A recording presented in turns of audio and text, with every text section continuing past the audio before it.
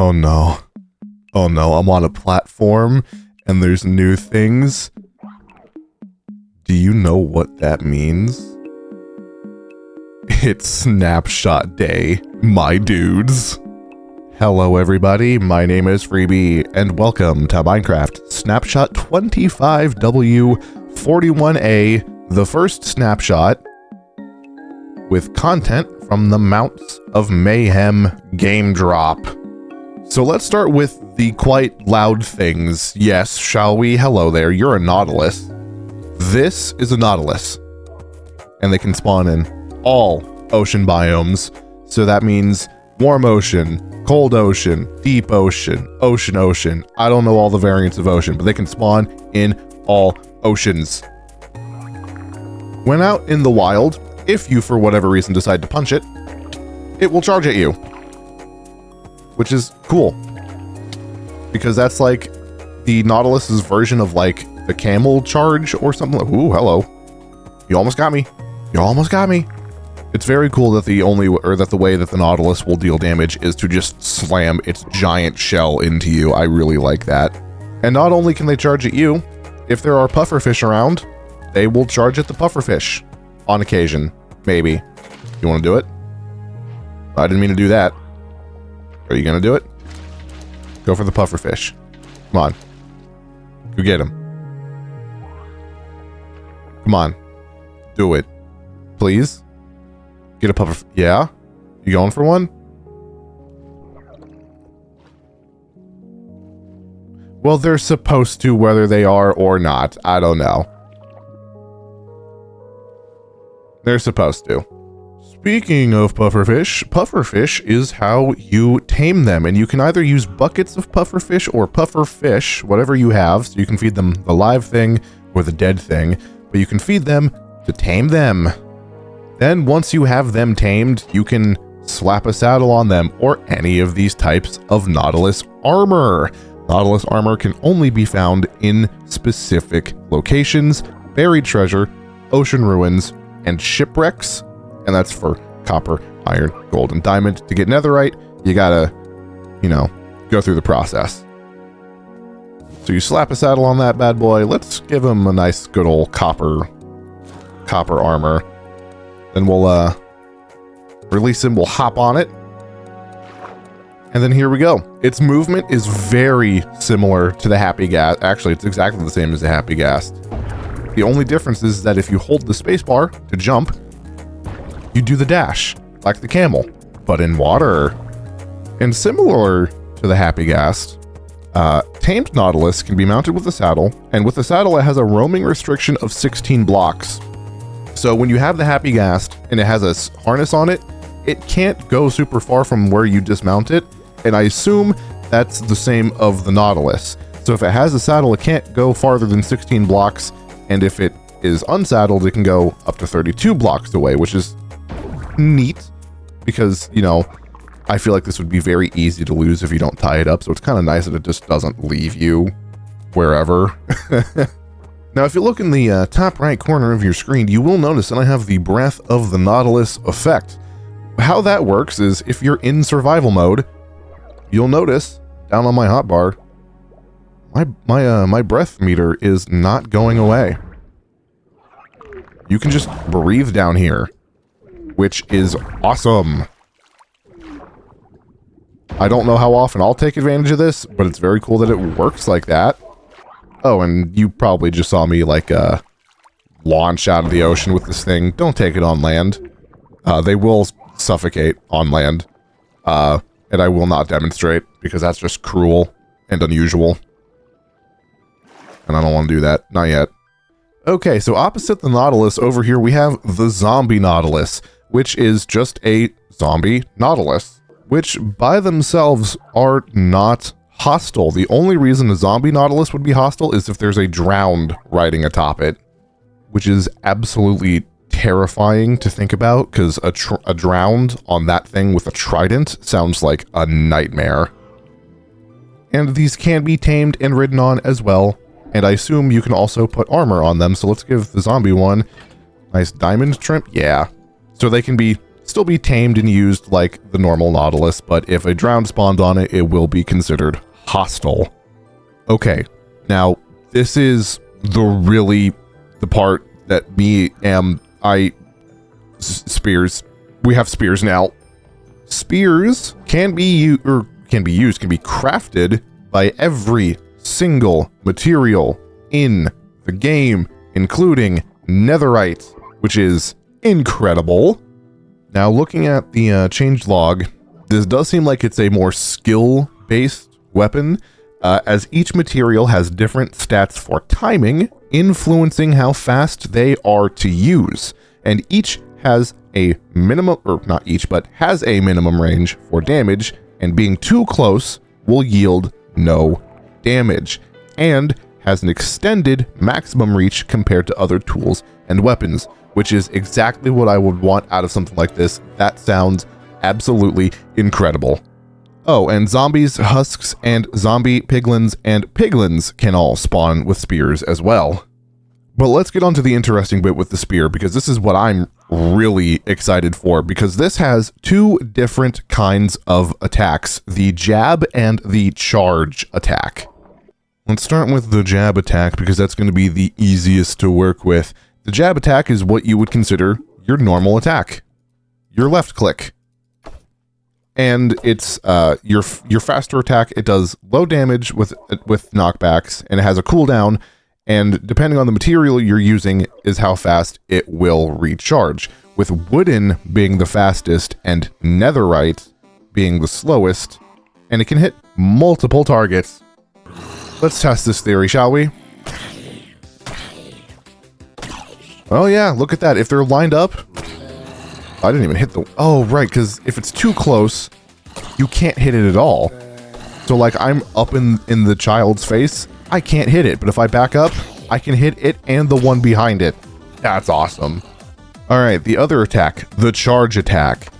This is what I think was mostly shown off during Minecraft Live, and the thing that I am more interested in as a, for combat-wise. The way it works is that you hold down the right button on your mouse, if you're using a mouse. I don't know how controllers work, I'm sorry. But you hold it down, and then depending on how fast you are moving, where you are looking at, and the material that your spear is made of, depends on how much damage you do. That didn't do anything. Alright, figured it out. You gotta be sprinting to charge, if you're not mounted at least. So if you're sprinted, and depending on where you swing, or where you jab, it'll do more damage and will potentially knock them back farther. Now, when you're charging, there is 3 different types of, I guess, animations that tells you what you're doing when you're charging. When you're holding it like this, you are engaged. You will do damage, like the most damage like that, you know, the way it is. Here, we are now tired. It is pointing down and shaking, which means it'll still deal damage and knockback, but not dismount things if it is on a mount. And then, when it's rotating, when it's pointed down, it will give damage and whatnot, but it won't, here. This is when it will do damage, but it won't knock things back. I'm going insane. Oh, and zombies, husks, and zombie piglins know how to charge. But enough about that. Let's look at the new enchantment for the spear. So the spear gets a, in my opinion, really cool exclusive enchantment called Lunge. And when you use it, you can only use it when you're doing a jab attack, and when you jab, you get launched forward. And depending on how you use it and how smart you are, you could potentially throw yourself pretty far. Especially since it has 3 tiers, Lunge 1, 2, and 3. And to get the maximum distance, you need to be like perfectly horizontal. Which I'm not good at that kind of stuff, so good luck to you if you are, because I will never get that. I will probably just run, jump, and spear, and go flying, hopefully. Whee! Oh, and this does significant durability damage to the spear. So yes, you can lunge and do a lot of cool things with that, but it'll do a lot of damage to your spear.